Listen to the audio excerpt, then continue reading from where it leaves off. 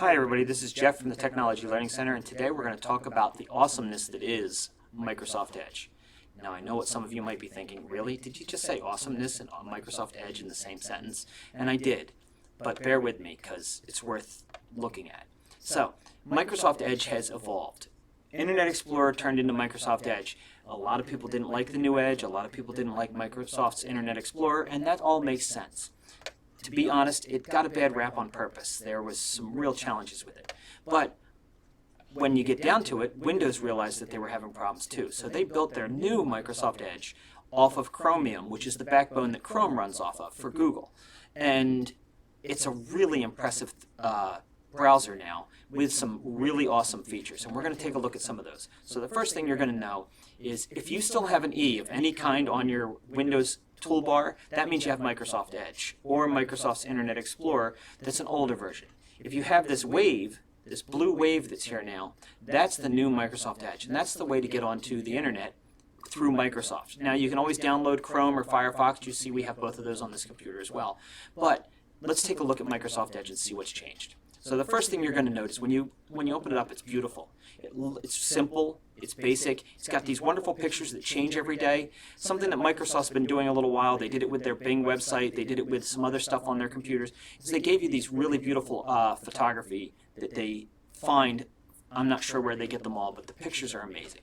Every day you're going to see a new picture. But if you don't want to see a new picture, you can come up here to this little gear and you can click on Focused, and all of that goes away, and now you just have the search bar and your most frequently or most recently used locations. Now the other thing that you're going to notice is, here's those locations. This search bar does not take you to Google, it takes you to Bing. It's not Google's search engine, it is not perfect. It also doesn't have, the amount of spying that Google Chrome does. It doesn't collect as much data on you as Google Chrome does, but it's also not as secure as something like DuckDuckGo.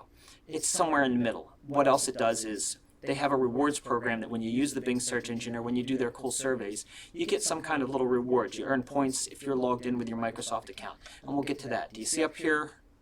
There's that little person. We're going to look at that in a couple seconds. So you can go to Focused, you can go back to Inspirational, or you can go to Informational. Now, Informational you see shrinks down and it gives you news of the day.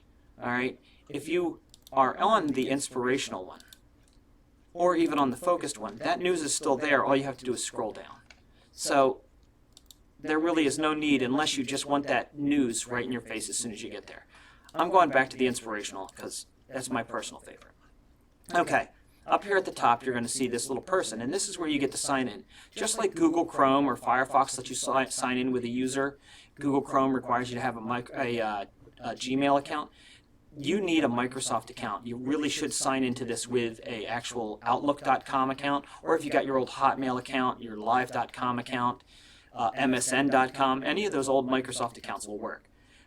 Sign in here, and this becomes your username and password for everything that you do with Microsoft. It's also worth signing in here into your Microsoft account so that it has your information for Windows. If you end up getting Microsoft Office, you want to sign into that with that same Microsoft email address. Again, whether it's Outlook, Hotmail, whatever. So once you're signed in, this remembers you. Now these three little dots on here are how you manage different things like opening up a new tab, a new window. It works just like Google Chrome does when you really get down to it. Something worth looking at under Help and Feedback, if you come down here to About Microsoft Edge, it's going to open up like this and it's going to tell you whether your Microsoft Edge is up to date. If not, it'll automatically download it and ask you to restart so that it is up to date. And I recommend that you do that every once in a while. Okay, so there's some other really neat things on here, but we're going to take a quick peek at favorites first. Under here you can manage favorites. I don't have any favorites yet on this, and I'm going to show you how they work. You can add to it, but I'm going to put on Show Bookmark Bar. And I'm going to say always. And now you see this little bar came up across here. There's nothing in it yet. But this is useful for adding your favorite websites when you start going to them so that you can jump back to them quickly. So for argument's sake, if I come up here now and I type in CMC library.org,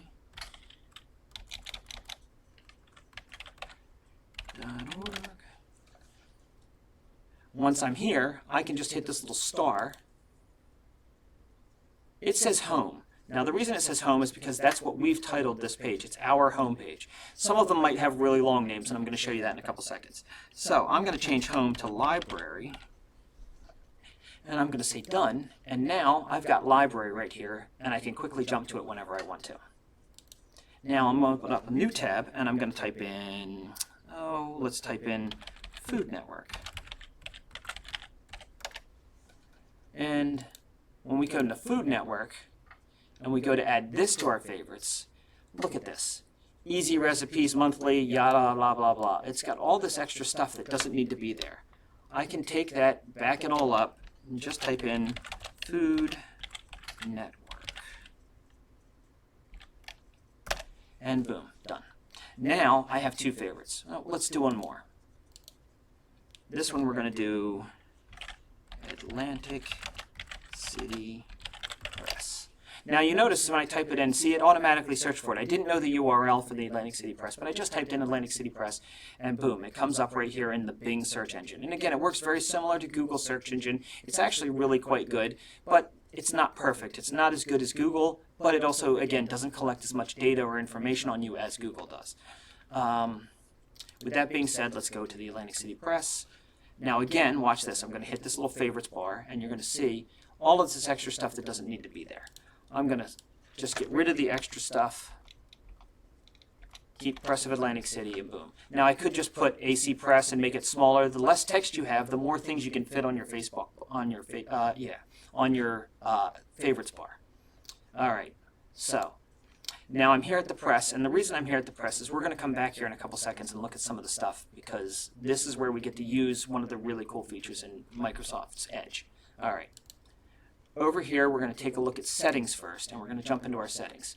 Again, profile. I want you to sign in. Now, you can create different profiles for different users in your house. I recommend that you do that through here and add different profiles for different people that use your computer. It makes it much better. But you can create different profiles for your browser. You can have a work profile and a play profile if you want to as well. In here, it'll help you manage your passwords, if you have payment information, if you want to automatically pay on a website. Again, I don't recommend you save credit card data on browsers and things like that, but that's your choice. You've got privacy settings that you can go in right here. Now, if you create a family account with Microsoft, and again, I recommend that you do that, and that's, again, coming down here and having users for different family members, you can go online to the family settings and change whether they have access to certain websites, whether they can see adult content or not. You can also manage how long they're allowed on the internet. The computer will automatically lock them out of the internet at a certain time of day or in a certain amount of usage that controls the amount of hours or screen time that your kids have. There's all kinds of stuff. This also manages their Xbox usage and other things as well. I recommend you create that family account. It's worth it. Okay. You can go in here and change appearance, what happens on startup, which includes going to specific pages. So rather than coming to that start page, you can have it go to a specific pages. You can technically have it open up all these tabs just like I have here when it first starts up if you want to. That's up to you. There's a lot of other settings in here, but we're not going to explore all those because we don't have time, because we really want to get to the coolest thing that they've got in Microsoft Edge. So for that, I'm going to close a couple of these extra tabs, and I'm going to go into the Press of Atlantic City, and I'm going to look for a news article.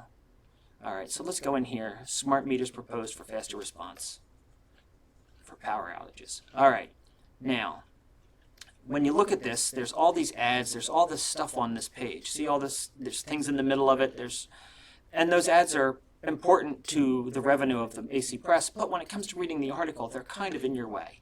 So, do you notice up here there's this little book?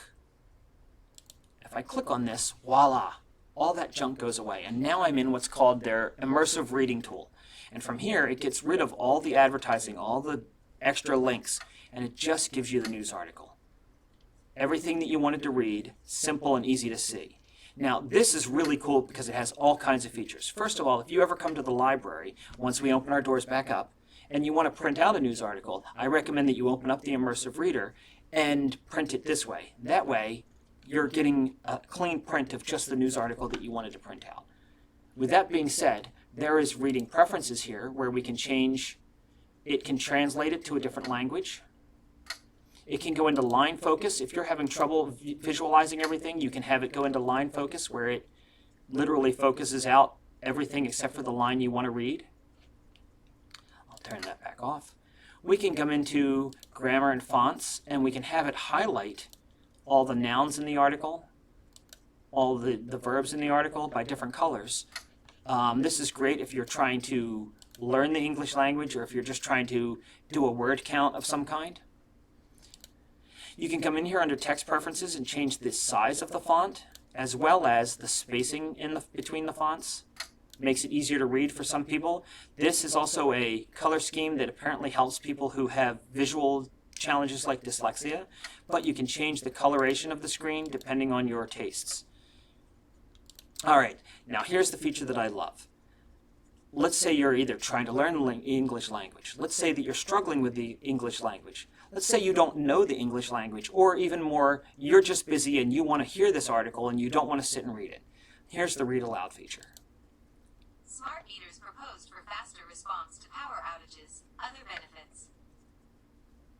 Atlantic City Electric is asking the State Board of Public Utilities for approval to spend $220 million to install a network of smart meters across its territory, saying it will... You'll notice you have a pause and play. You can rewind and fast forward depending on where you are. This, in my opinion, is the coolest feature of the new Microsoft Edge. It changes the way people use a lot of different websites. As long as the immersive reader works, and it does not work on every site, some sites have either blocked it from being able to work or have coding that it can't translate. If it's pictures of text and not actual text that's been typed in on some kind of back build, then it will not be able to understand it. But it's a pretty useful tool, and it works on a lot of news sites, and I've experimented with it quite a bit recently. I recommend that you check out the new Microsoft Edge. I guarantee you won't be disappointed. We're going to be coming to you with some new videos soon. If you have suggestions or ideas on stuff that you'd like to see us do a video on, please shoot us an email at tlc@cmclibrary.org, or send us a message here on Facebook or wherever you're seeing this video. And if we get a chance, we'll try to make a video based on what your interests are. And thanks. Have a great day.